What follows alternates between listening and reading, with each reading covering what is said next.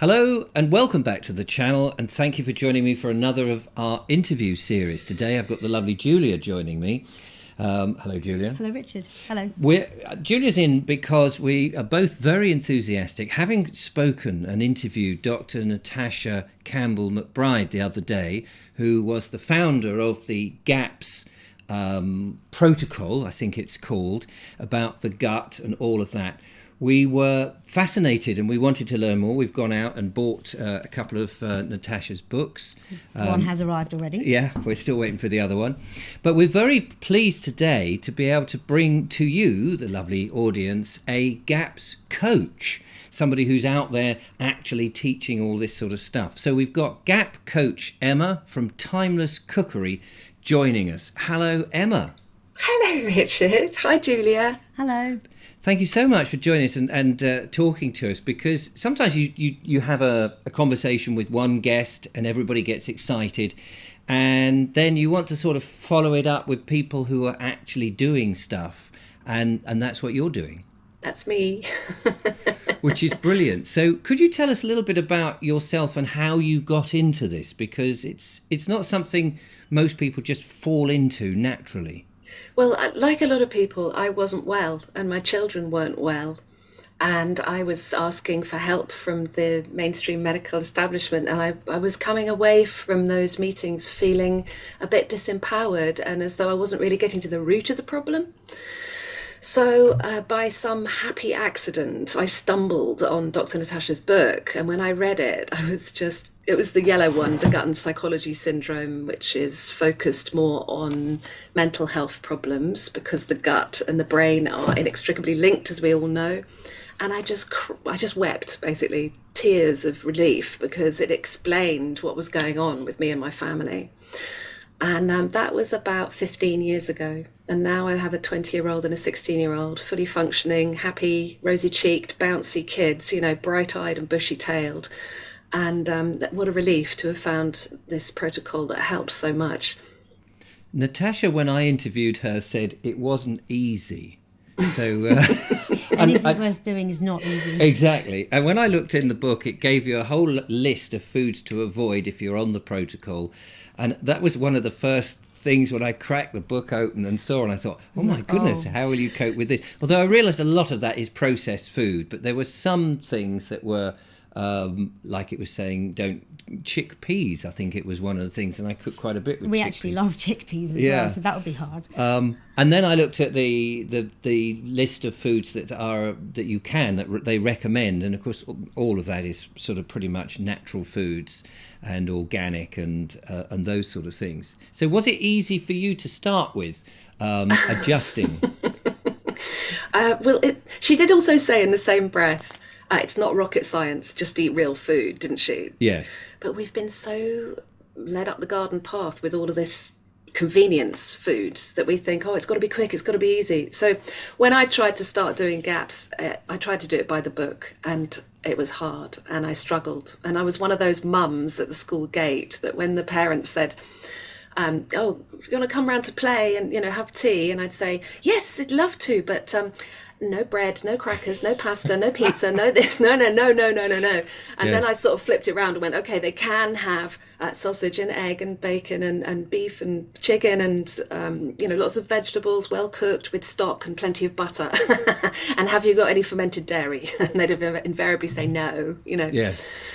I bet their jaws dropped then when you said all those things. They sort of see me coming, and because I banged on about it so much, I'd see them sort of like turning away and sort of going, there's that crazy lady again who doesn't eat pizza or bread.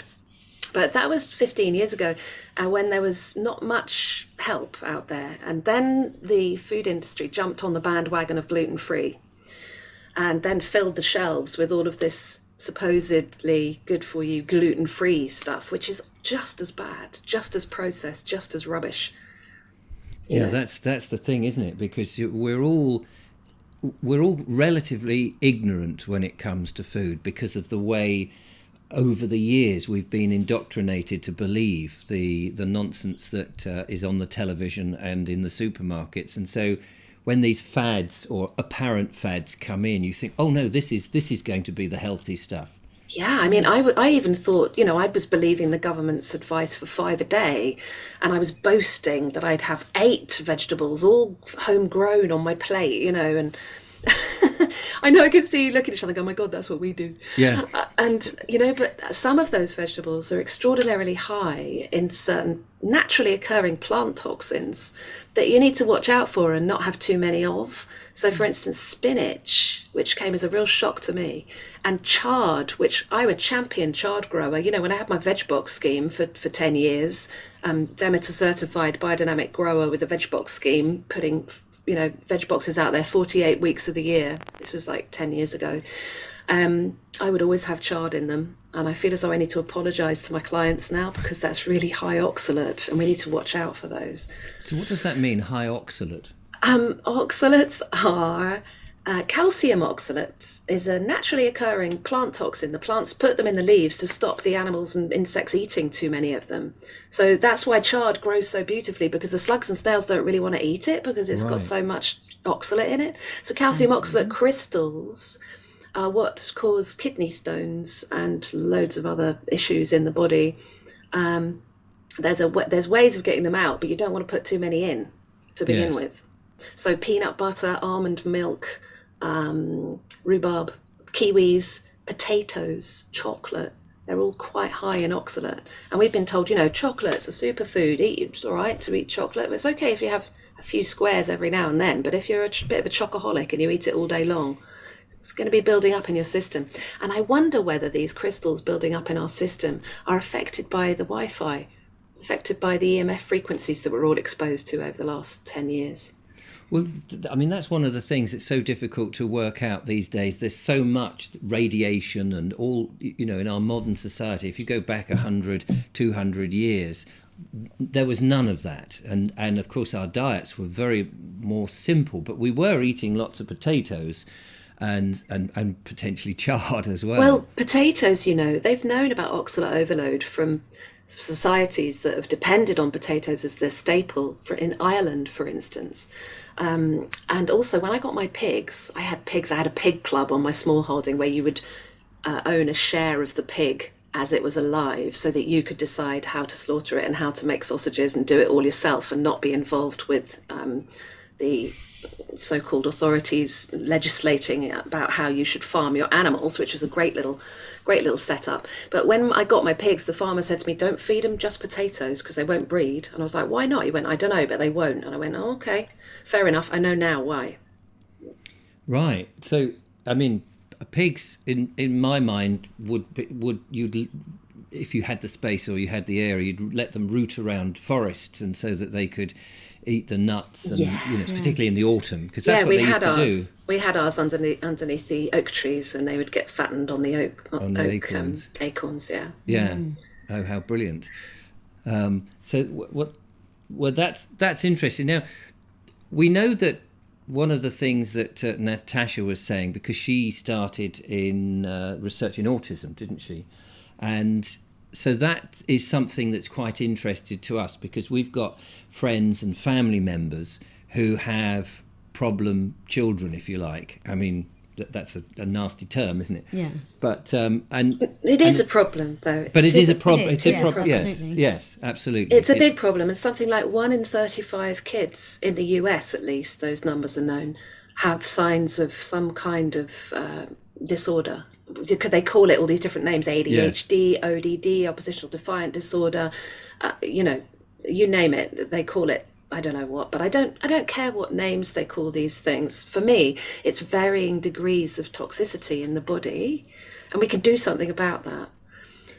Well, that was the encouraging thing that Natasha was saying, because it seems we have an increasing problem with this over the last 70 years, that as we have become supposedly more sophisticated, cultivated, and all the rest of it, we've actually become iller. Because we're poisoned by the unregulated or self-regulated chemical corporations that have been spraying the fields with the artificial fertilizers and pesticides and herbicides, and then we fill our homes full of cleaning products that are full of don't know what. Your body doesn't recognize it. You know, we can clean with vinegar and salt and garlic, and we can clean with orange oil and loads of other really clean things that your body recognizes. When your body doesn't recognize something, now we are remarkable beings with amazing regenerative powers, and our liver is like a alchemical factory that can tear things to pieces and put them back together again, and we can do miraculous things, but not when we're so overloaded. Yes. You know, from every angle, you just got to breathe these days and you get toxic, which is why we've all got to start paying attention.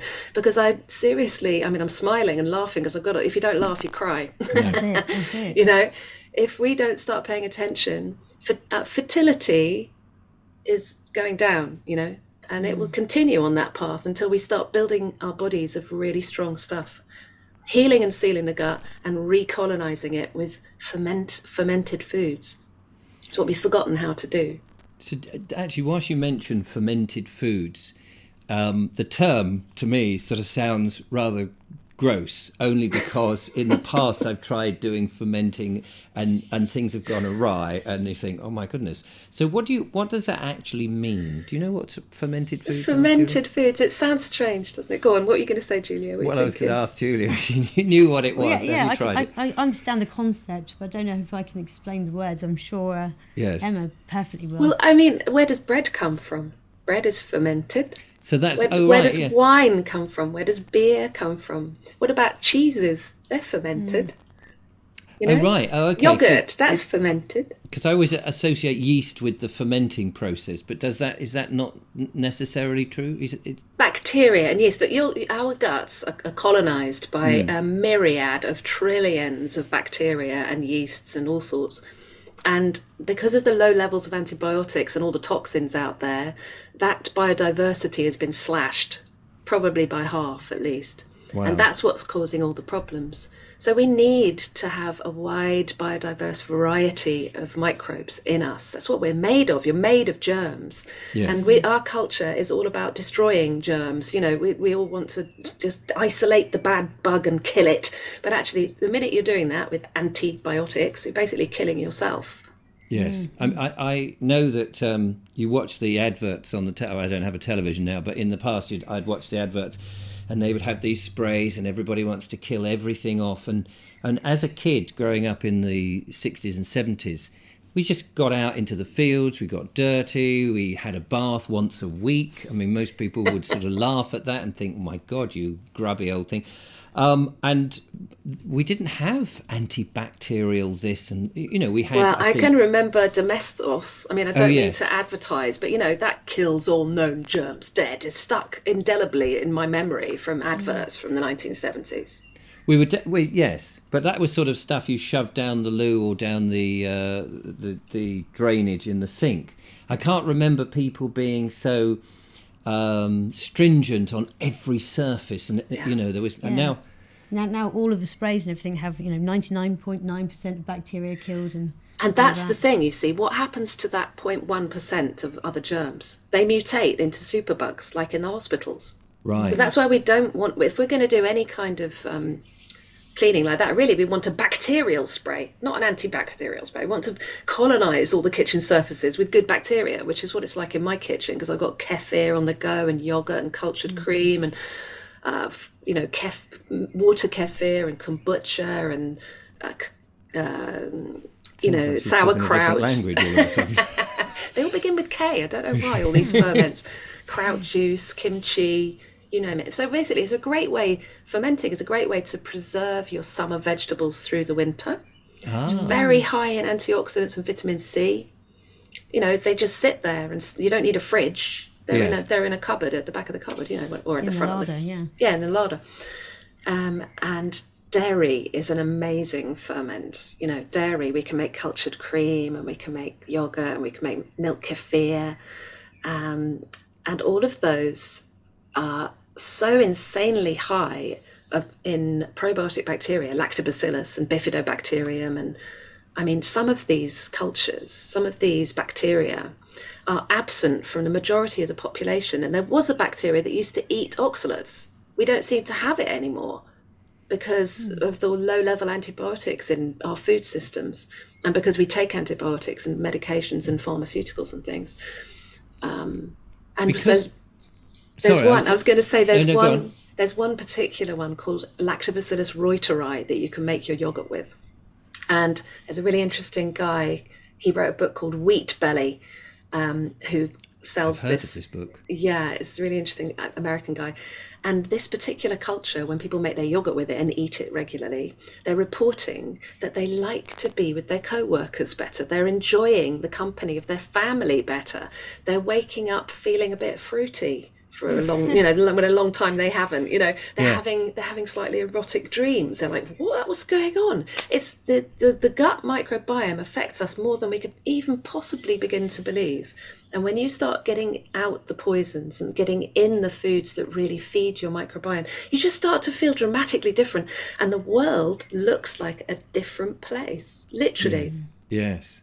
That's really fascinating, because you can equate so much of what you said to when you look around and people do look dour, they look down, there's no life in them, there's no zest anymore. And we've got everything. Supposedly we've got everything in this world that we could possibly want, all the shiny trinkets and all the glittery this, that and the others, and yet what we don't have is, it seems to me, a healthy gut biome. Yeah, exactly, which will give us the zest for living. Where we've been conditioned over the years into convenience, everything is very convenient, so we now are so busy with other things and we're not really concentrating on looking after ourselves and making our food. We're led to believe that we are looking after ourselves, and yet we're missing the mark. We're missing the mark. A lot of people might say, "Oh, well, that's all very well." I can hear the comments already. That's the thing. I can hear people saying, "Well, it's all very well for Emma. She's probably got tons of time on her hands to be able to do all this myriad of things that she's doing with the fermenting and stuff."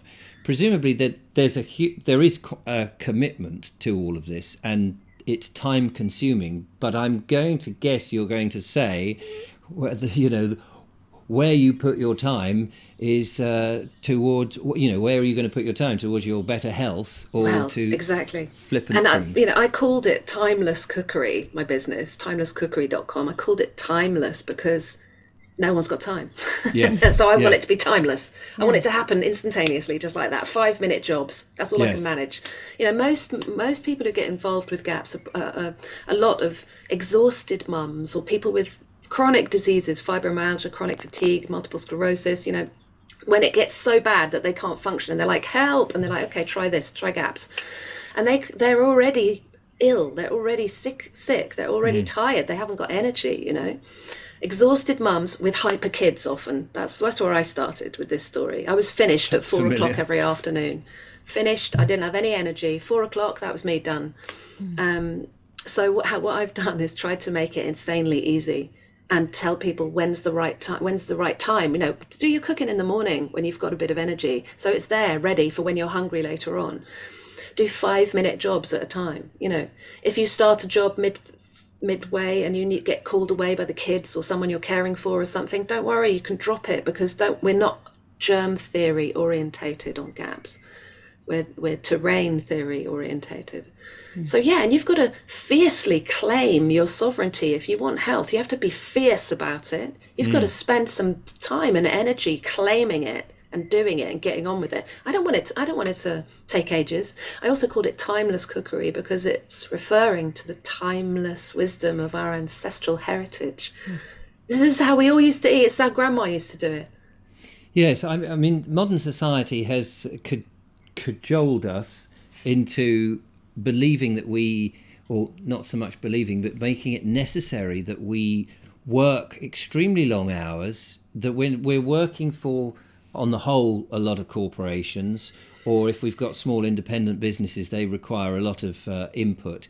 And therefore, food has just become fuel that you quickly down, and that will keep you going. So that you can work to exist. Yes. Yeah. Do you live to eat or eat to live? I mean, Exactly. I am also guilty of that. I'm very busy, but I go into the kitchen and I grab GAPS foods. I grab snacks that are GAPS, compliant, as in piece of chicken with some butter. some stew that I had left over from yesterday. We do make gaps cookies and muffins and a kind of garlic bread and stuff like that with nut flours and plenty of dairy and eggs and a good fat. We eat a lot of saturated fat. A lot of saturated fat.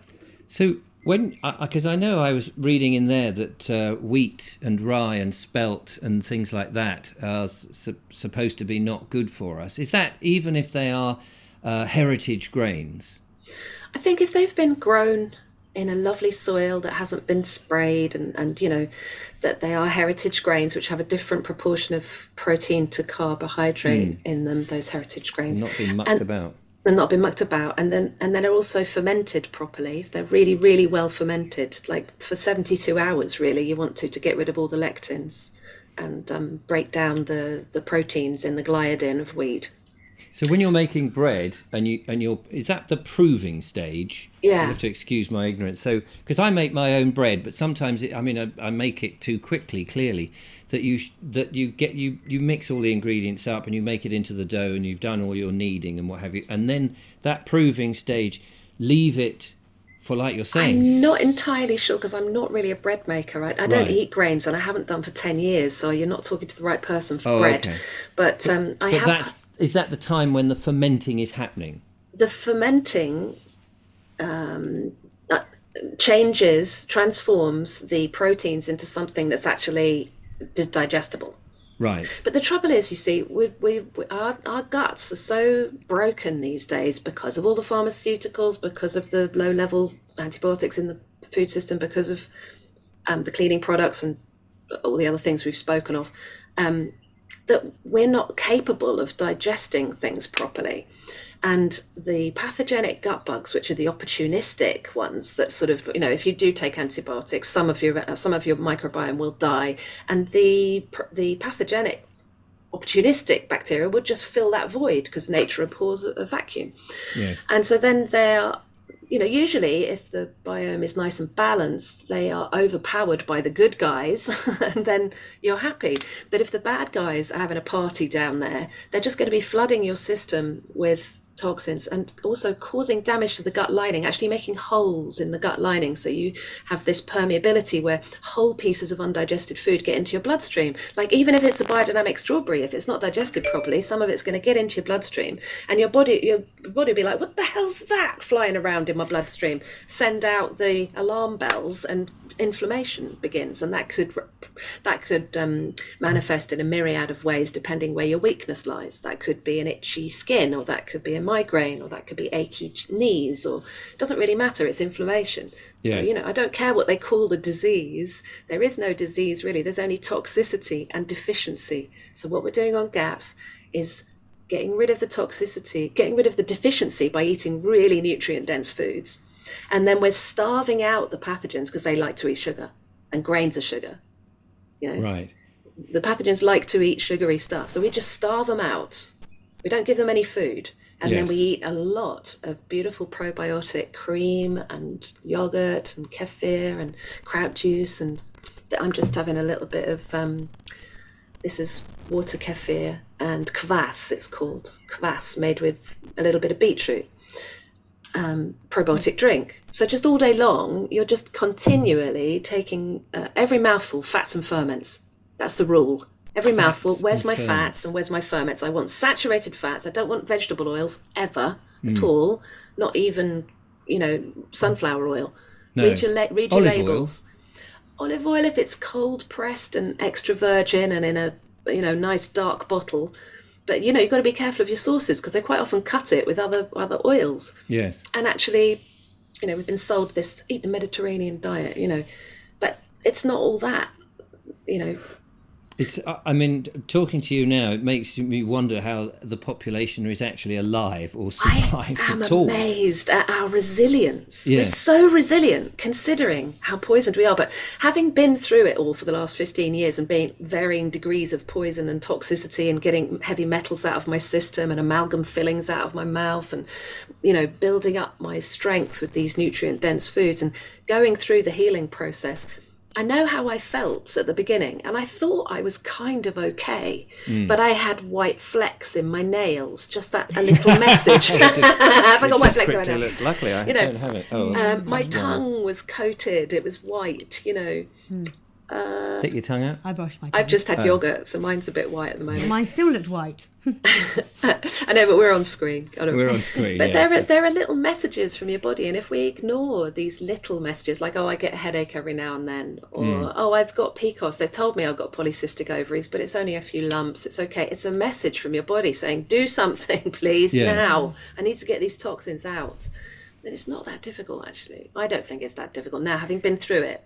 I've made all the mistakes and found out the hard way over the last 10 years, so that you guys can take advantage of all of my mistakes and all of my mess ups. So sourcing original ingredients must be a problem. I mean, Natasha was saying don't go to the supermarket for one thing, for the obvious reasons that it's mostly industrial produced, highly processed foods. And what is there, if there's any goodness left at the end of it, it's so small, let alone the tins and the packages, which is a clear no-no, but just even the fruit and veg inside the door. Well, I always say to my clients, look, do the best you can with the resources you have, and you get an A-star plus for just being aware and trying, okay? So to buy some supermarket meat rather than buying a loaf of bread would be a win for me. If that's what you can afford, buy a packet of... I know we want to get away and from and shun the abhorrent industrial food system. Agreed, absolutely 100%. There are producers out there, like my local village, there's a biodynamic farm. They literally go and sing to the cows. We go and sing carols to the... Yeah, Tablehurst Farm, it's just so lovely. And there's a raw milk dairy as well round the corner, another biodynamic. So I'm really lucky where I live, but I think we got drawn there by invisible strings.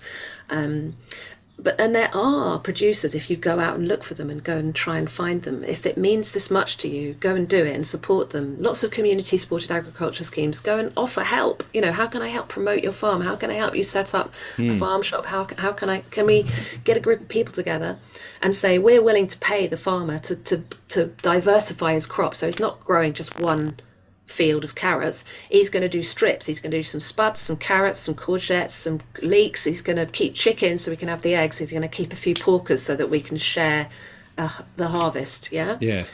Well, and if we can get farmers to lend parts of their farm to people, to groups of people, yeah, exactly, so that communities can come and learn from the farmer as well, and make use of parts of the land that maybe he or she doesn't have time for anyway. This was my thoughts when 10 years ago we got a piece of land in Forest Row called The Crossing, and we moved onto the land and asked for retrospective planning permission. And I filled out all their forms, answering all of their planning policy document, policies.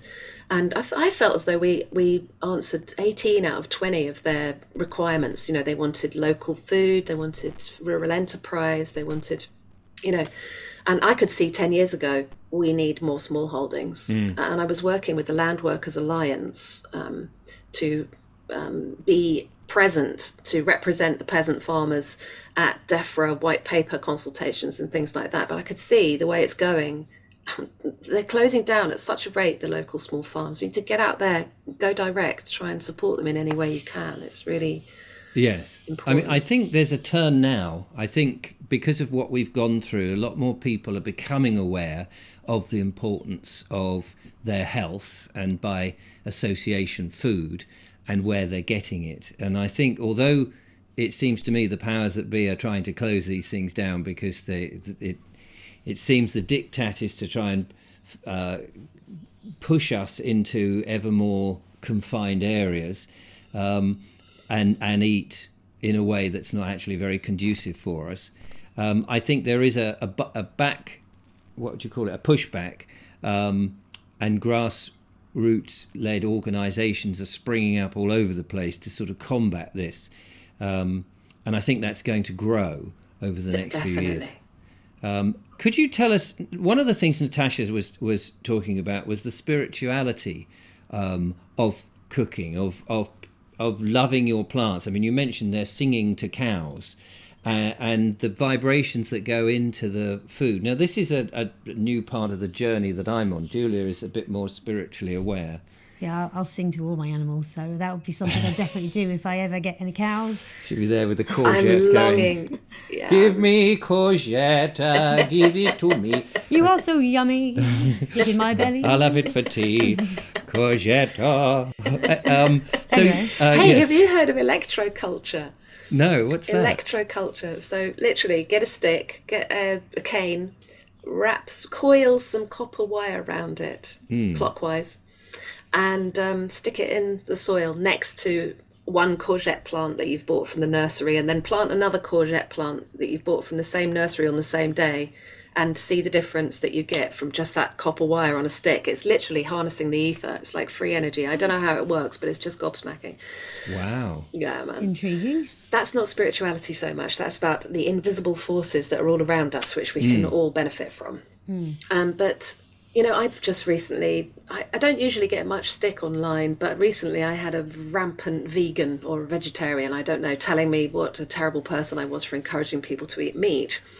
And I said to her, you know, I'm helping people heal from all sorts of chronic things, you know, with the food as the medicine, and that includes animal products. She went, you're cruel, they're sentient beings, they did it. I was like, I know, I've had my own pigs, I've loved my own pigs and tickled their tummies and fed them all my scraps and sprouted beans and barley for them, and, you know, to make the feed affordable. Yes. And then I've slaughtered them. And actually, it was an orgasmic death, I'll put it that way.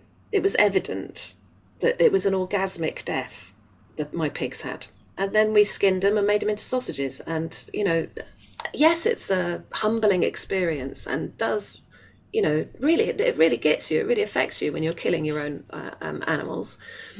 But that's why they're there. And if you live with these animals, you start to see that it's a deal. So if you're a cow farmer, it's like you're a slave to the cows. You're there first thing in the morning, you're taking them to fresh pasture, you're making sure they've got a salt lick, you're making sure they've got fresh water, you bring them into the barn and give them a lovely soft bed of straw, you give them hay to eat so the wolf can't get them when they're having their babies. You know, you're looking after them, and they give you milk. Or they give you, you know, if there's so many calves are born, you can't keep all the bullocks because you'd have too many bulls. So you're gonna bring them into the food cycle and give thanks, you know. So it's a natural process, and we're all worm food, for heaven's sake. We're all going to get eaten. Don't worry about it. You're getting eaten too. It's not cruel. It's the way of the world, you know. I've always said to myself that realistically, if I couldn't kill my own food, I shouldn't be eating the meat. I enjoyed listening to Dr Natasha talking about that.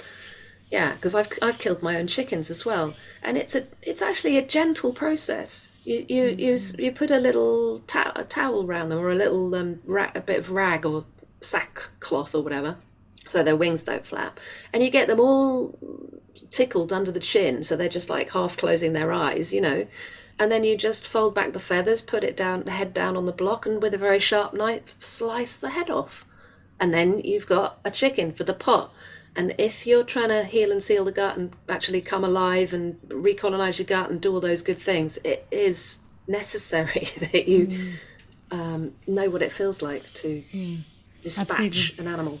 Yeah, absolutely. I still can't say I'm looking forward to that part. But, you know, as part of the cycle, of, like you say, you know, I'd rather take my place in it than keep eating something that someone else has raised and killed. Exactly. And clearly you would be part of some other people doing that before you did it yourself, unless you happened to be on a desert island and you had no choice or something, you know. It's a good idea to go and hang out with people who are already on that vibe. Yeah. But so WOOF is an amazing organisation, Worldwide Opportunities on Organic Farms. Yes. There's also Workaway. There's lots of organisations where you can go and stay with people for your board and lodging and get involved with what they're doing. I was a WOOF host for years, and actually was a director of WOOF UK for a little while as well. Oh right, yeah, I've heard about it. It's something would like to do, but I've just been so busy with all the You've nonsense. really flying, aren't you, Richard? Sky high. It's all happening. You're busy, if I don't busy, burn busy. my wings, that's the thing. They fly too close to the sun. That's what we're trying. We're trying. Not to. So going back to the spirituality, I mean, do you because sometimes when you use terms like that, people who are not used to this way of life can look and think, oh, you're a bit, I can understand stuff going in the gut, and I can see the practicality of all of that.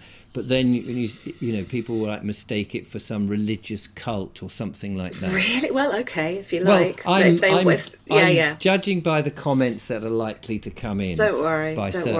People. I'm I don't know what, I don't call myself anything in particular, but I am aware of the solstices and the equinoxes, that describe the cross.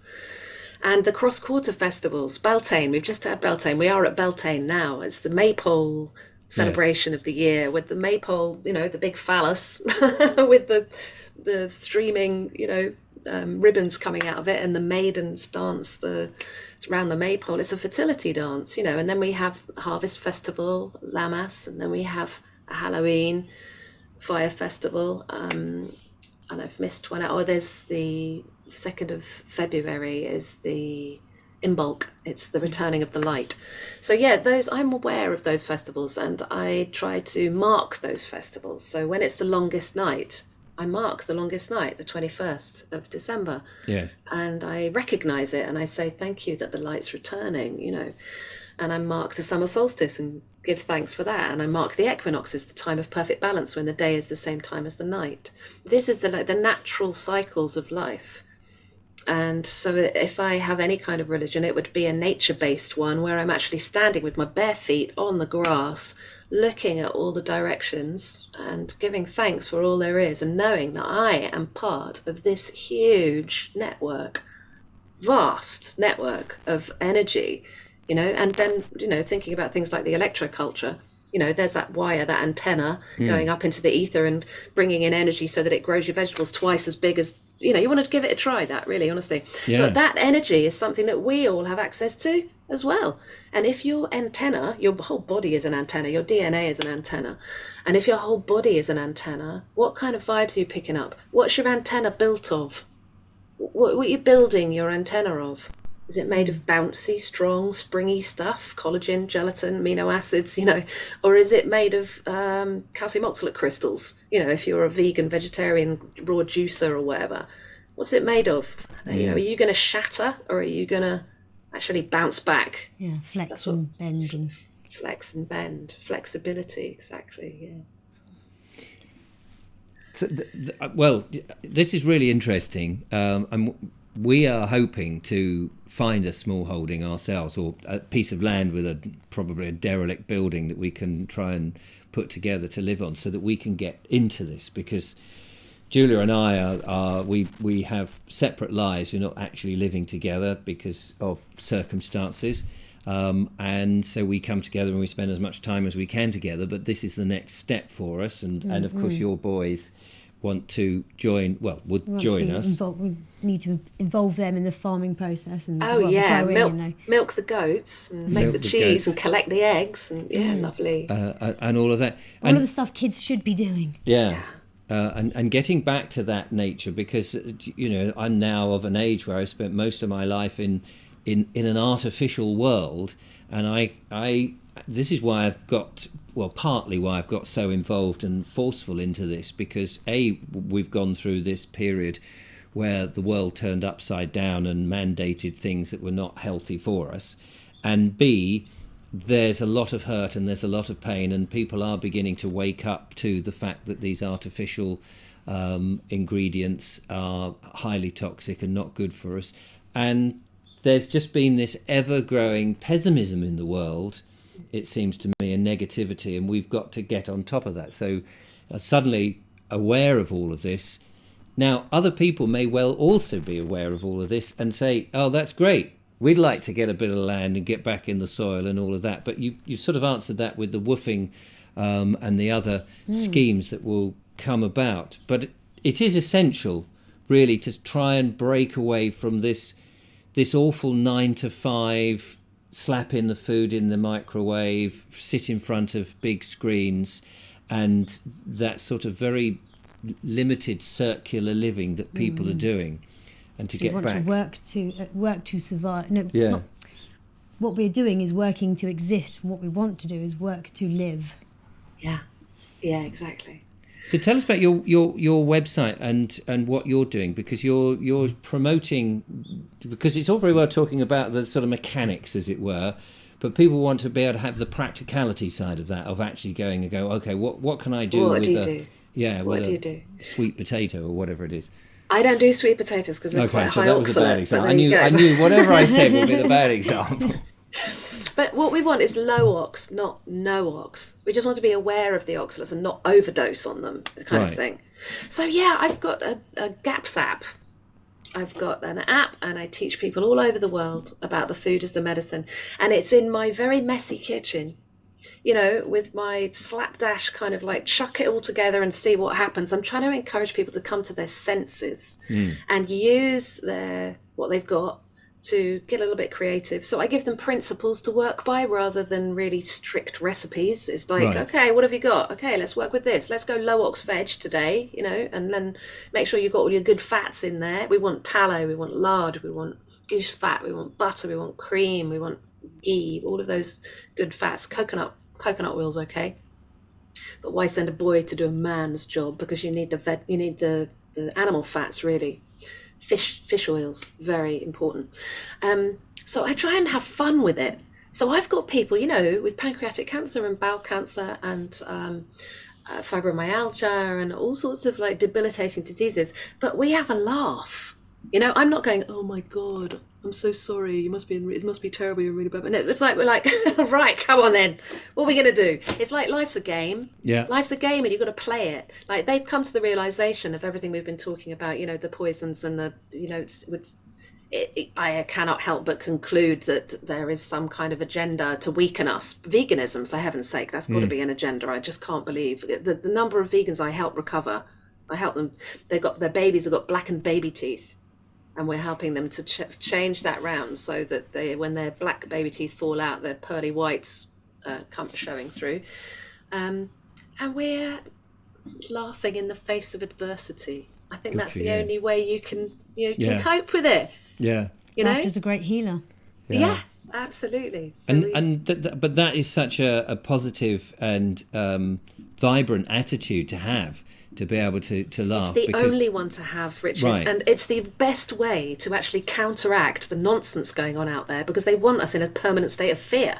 Yes. So if you can just go, laugh in the face of your fear mongering, you flustermongers, get lost. That's all you can do. Otherwise we're all going to sit around but as I said, when you start to stop eating the things that are making you ill, which is, in my opinion, grains are not great, right? You stop eating those things, you start recolonizing, you start giving yourself the building blocks to rebuild yourself, you start to detox. Suddenly, it's like, oh my God, you wake up in the morning, you're like, oh, what a beautiful day. You're not waking up going, oh my God, my back's really killing me again. You're waking up, ready to do some stuff, to talk to people, to get out. Like I said, with the Reuteri, the lactobacillus, you're actually happier to be with people rather than wanting to be stuck in your hole, not showing your face, whatever. Mm-hmm. I can very much associate with that mentality, because for many years I was struggling with that, and mental health is something I have struggled with. But I mean, we are at the beginning of the journey that hopefully will look as good as you do in 10 years' time. Gaps. I'm 55 and I'm feeling grand. I'm feeling better than I did all through my 20s, all through my 30s, all through my 40s. And gut and psychology syndrome, that's exactly what you need. If you're feeling down and feeling blue and I was horribly depressed. When I was about 28, I fell into a deep, deep depression, and every time I tried to put food in my mouth, I dissolved into tears. It's like, ooh, and I was a mess for about 6 months, and I lost a lot of weight. I got really, really skinny, and that's dangerous, because that can then lead on to eating disorders and things. So, anyway, that was when I was 28, but I found yoga and breathing, and it wasn't till I was 35 that I actually found GAPS.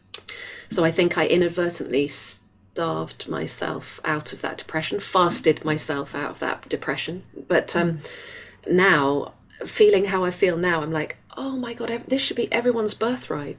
This should be everyone's birthright to actually feel good. Yes. No. Why else are we here? Exactly. You know, we've been born just to be miserable all our lives. I mean, you know, it does seem stupid to think that is it. That's our lot, and we can't do anything about it. And that's, you know, that's the way it is. Can I ask you about the transition into this? Presumably you don't pick up a book or you don't go on the website and you just go, I'm full in straight off. Presumably it takes time. Do you know what? It depends how much pain you're in. Right. You know, if you've got ulcerative colitis and you're going to the toilet 17 times a day and bleeding from the bowel, then it's like emergency. Yes. Emergency. Let's do GAPS intro. You're on nothing but stock and good fats and gelatinous meats and a little bit of fermented stuff, just a tiny drop. You know, that's it for now, for 3 days, 5 days. Okay. And then we'll start to introduce things, egg yolks, start to introduce things really, really slowly as we start to heal and seal the gut. And then eventually, you know, 6 months down the line, you should be on stage 4, maybe stage 4. There are different stages. And then full GAPS is basically no grains, no veg oils, no refined sugar. That's not hard. There's lots of things you can eat. You just need to prepare them in a certain way. You need to ferment them, or you need to soak your nuts and seeds to get all the phytates and the lectins and the anti-nutrients out. There's processes and certain ways of doing things. So most people, I say, just do full GAPS for now, which means let's do lentil pasta instead of pasta. Let's do some white rice noodles instead of spaghetti as you transition. Let's use some rye bread, flat rye bread. Let's fry it, right, in lard. Right, then let it cool, then smother it in butter, then chop it into little croutons, and let's have soup and stew with your little croutons on top, you know, so the kids will get a spoon and they'll want to fish out the drug, the opiate of the masses, as I call them. You know, the kids will want to just fish out that bread because they want the bread, but they would have got a mouthful of soup with it, you see, and that's when you start to get in the stock and the good fats and the ferments, and that's when things start to change, because it changes your palate, literally. Yes. And we make things like fat bomb frosting, which is coconut oil and butter with raw egg yolks and raw honey, and you whip that into like a frosting, like a butter icing, and just keep it in a jar. And if you've got a sweet craving, have some, you know, date paste, lots of yummy things. But yeah, you want to transition.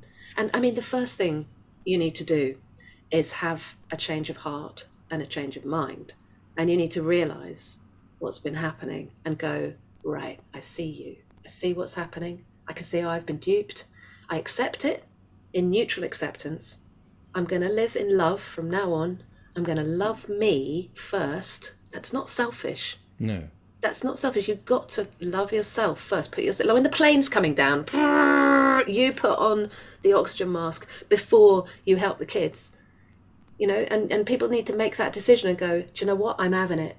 I am alive and I'm sovereign. I've been gifted this body. This is my temple. I need to honor it and worship it. You know, I'm going to love it. Right, I'm going to eat some fat. I'm going to eat some really good foods, and I'm going to start to feel different. And then you can start to shine your light. You start to look different. You get rosy cheeks, your eyes brighten up, you're starting to, you know, synapses are working, and you're actually able to communicate better. You can comprehend better. You can just grasp things. You can remember things, and then you can start to communicate, and then you can start to spread the love. And then people are like, ooh, what are you doing? You look well. You know.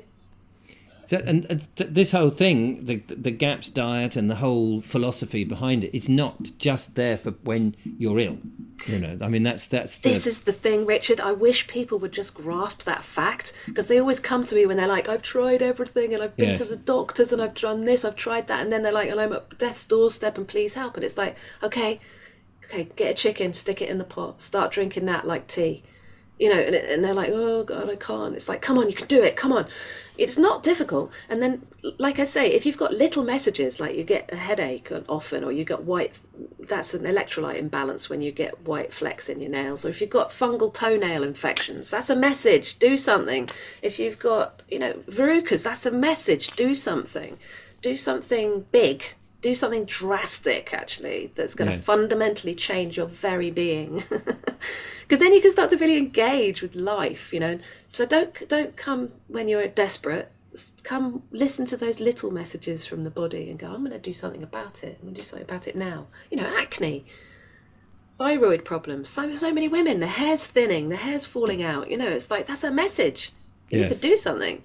My daughter, who is 30, she has psoriasis, and she's been trying all sorts of things to get shot of it. I think she's aware of the GAPS diet, but she works in the hospitality industry, so it's quite, you know, she's sort of on the go and then eating. Yeah. I mean, I don't. Not washing. Well, I don't she did tell you. I know what I'm doing, Dad. Yeah, she did. I'm on it. She's on it. She's on the journey. So yeah. But you know, as you say, some of these common things that you think, oh, I'll just nip down to the chemist and get another bit of cream just to help. And that's the thing with, you know, you get a cold or a cough. Now that's your body detoxifying. That's your body getting some inflammation, which is a natural process that your body uses to get rid of rubbish. And so you get that cold and you go straight down the chemist to get a Lemsip. Yes. You know, and which has got paracetamol in it and I don't know what. And or if you're in pain and aching, you go straight for the codeine or whatever. Or, you know, the anti-inflammatories. The inflammation is part of the body's healing process. What we need to do is go to bed. Go to bed, put your feet up. Which is so hard in this day and age because we're just like, you know, time constricted. We feel guilty. It's terrible, isn't it? We've got to learn to put ourselves first and go, I am the creator. There, you want to know about my spirituality? I believe we're all divine sparks of the creator. We've all got the creator in us. We get the ideas. We say the word. In the beginning, there was the word. We describe the things, the ideas we're coming with. And then we talk to other people. Maybe we collaborate and then stuff happens. Things get made. Yes. And created. We are the creators. Well, there's a brilliant point to finish up our wonderful interview. Thank you, Emma, so much for talking to us and telling us about it. And as we said there, it's not just for when you're ill. You know, I mean, as you say, a lot of people do sort of turn to things when they've tried other things. But why not just try it anyway and take it in small steps and build it up? And as you say, your palate changes, then your desire for it will build, presumably, until you've just embraced it without even knowing it. Exactly. You've got it. You've totally got it. So and it's this. I wish it wasn't called gut and psychology syndrome. It's such a mouthful. It's just how we used to eat before the industrial food system. Yeah, that's it. Yeah. I mean, I was going to ask you that actually, because when you're talking about all the technical terms, which I struggle with because I haven't been in it long enough, and all the different enzymes and all the bacteria names and all of those things. And I think back to 200 years ago when people were working in a village and they were all working for basically the common good, and they were getting the food straight from the land. There were no artificial pesticides and insecticides, herbicides and all this sort of nonsense. They weren't spraying. The baker was taking the real grain or rather the miller was, and then the baker was doing his stuff. The pigs were being cooked and hung, and the poachers were going out getting whatever they had, and in the larder you had all this stuff, and the cheeses were being made, and people were eating all of this stuff. They didn't need to know all the technical stuff, and they didn't really know what was happening, but we've been around for such a long time as a species. We seem to have got it right. It's only in the last 150 years we seem to have screwed it up. I even wonder whether we didn't used to eat so much, half so much. I think we didn't used to eat very much at all. Just very small amounts. Because we didn't need to, because we got our energy from the sun. Like I said, we're like antenna. And also, if you look at the hemoglobin in our red blood cells, it resembles chlorophyll. The green leaves get their energy from the sun through chlorophyll. If you look at chlorophyll molecule, it's a sort of hexagonal, no, it's not hexagonal, it's octagonal shape. And it really looks like our heme in our hemoglobin. And I don't doubt that we got a lot of our energy from the sun. And just being grounded to the mother earth. You know? I don't think we had to eat half as much as we have to eat these days. Well, when you think of the hunter-gatherers, you know, and there they are eating berries and chasing... And a bit of meat. And a bit of meat. But they've got to capture that meat. So they need a lot of energy to get to the meat in the first place, and they're not getting it every day. Then, you know, once they might feast for a bit. They would have dried it. They would have made pemmican. They would have kept the fat. They would have preserved it. They would have always had a little bit of something. Yes. But just a little bit. You don't need much. That's what I was trying to get to, is that they're not having 3 big meals a day. Mm-mm. And then not finding they can move very fast. No, but you'd be amazed. You know, I had an abscess on my tooth a couple of years back when I had my amalgams out, and I treated that. The dentist took a X-ray and told me it had died, and I'd have to have it taken out. I'd have to have a bridge. It was like, you can have a 1,500 option or a 2,500 option or a, you know, whatever. And I was like, oh, okay. So I went carnivore-ish. Excellent book called Cure Tooth Decay by Rami El-Nagel, who unfortunately is no longer with us. But Rami El-Nagel was looking at the dental industry and looking at foods we could eat to help rebuild our broken teeth and not have to have them drilled further and filled with mercury amalgams.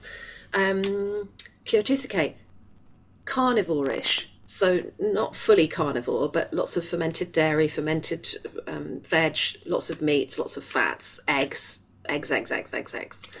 I don't have an abscess anymore, and I've still got my tooth. Wow. Well, I've always had this feeling that the body heals itself, and you've just got to give it the right things. My dad refused pills all the time, even when he had dementia.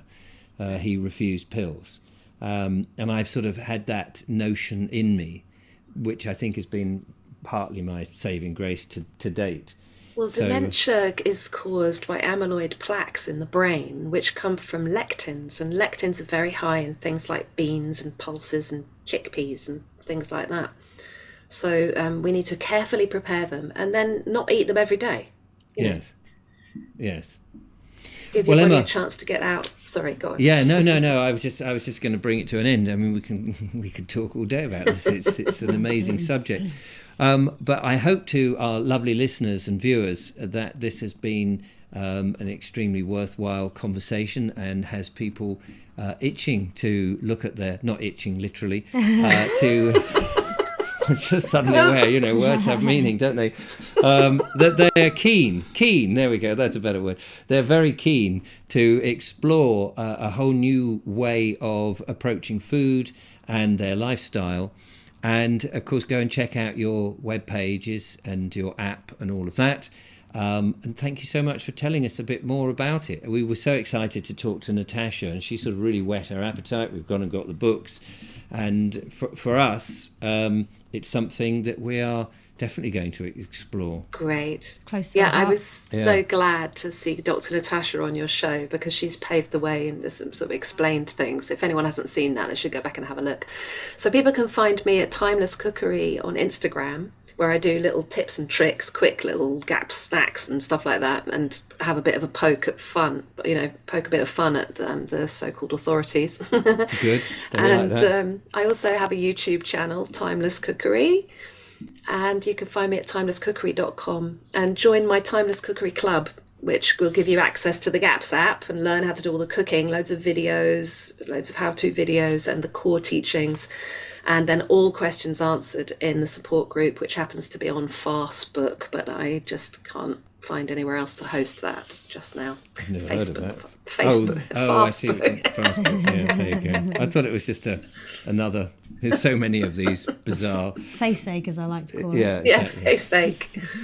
Brilliant. Well, we'll put those links in the description so people can check them out and source you out. But in the meantime, thank you so much for spending the hour with us and telling us all about it. It's been fascinating. I've had a lovely time, and I hope your channel continues to blossom and grow, because you're reaching lots of people. It's great. Well done. Thank you very much. Well, I hope to be out going around a few more small holdings and farms and things like that during the spring and summer now, rather than being stuck indoors. Although, of course, talking to people like you has been absolutely brilliant. So there we are. Eye-opening and enlightening. Yes. Lovely to meet you, Julia. Andrew, thank you so much for letting me join in. Ladies and gentlemen, thank you so much for watching. We'll be back for a few more interviews until I take a bit of a break from interviews and then are out more exploring the stuff that we have learned. But in the meantime, do join us again. Big thanks to Emma and Julia for joining me today, and we will be back soon. Till that time, from us all, goodbye. Bye.